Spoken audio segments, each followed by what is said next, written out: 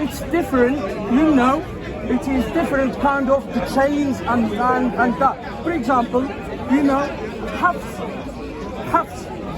we would not accept the hadith, but we accept the Quran. Why? Because I'm talking to him. Let's start the timer. Let's start the timer. All right, start. No, I'm just saying. Yes. Right. 140. All right. Time okay. Now remember, he's saying that when Jesus received the revelation, scribes were writing. He has to prove it, because I can tell you there was no scribes writing whatsoever. Mark comes 60 years later and he says, this is the gospel according to me, not to Jesus, according to me. Now if I ask him, he's going to say the Holy Spirit is the one that inspires. Now, the Holy Spirit has got nothing to do, but this Holy Spirit that has inspired Mark, why is it different in Matthew? Why is it different in Luke? Why is it different in John? John absolutely brings things that none of the previous three have mentioned. The Christology, it's not mentioned on any of the others.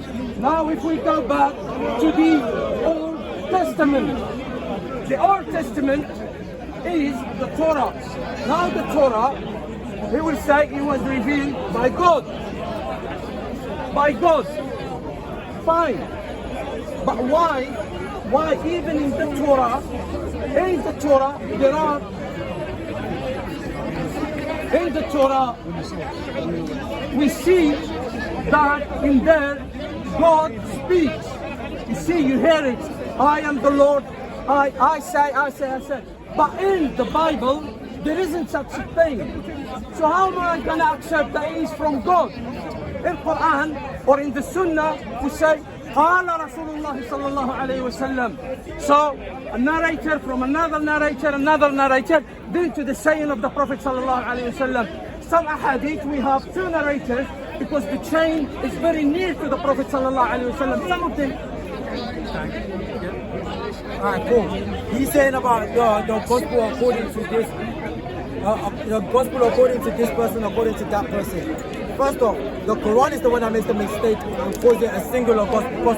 We also call it a singular gospel, but the way you're testifying, you're talking about it doesn't make prove anything. Because if I could ask you how many books are in the Torah, you would have to say 5. But the Quran says there's only 1 Torah. So are you saying 1 book in the Torah? No, don't answer. Okay, don't answer. If you want to answer that, do you want me to answer? No, do you want me to answer? Do you want me to answer? Do you want me to answer? Do you want me to answer? Do you want me to answer? 1 o'clock. Okay. Because if you want me to answer, I'll answer, yeah? Because your time. The Quran says, because you already testifying that, okay, fine, you might accept the Old Testament.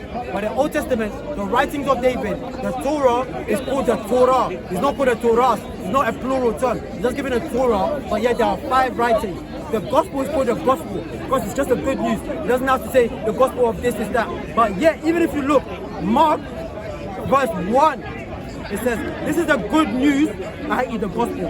The good news about Jesus Christ. So it's testifying about Jesus Christ.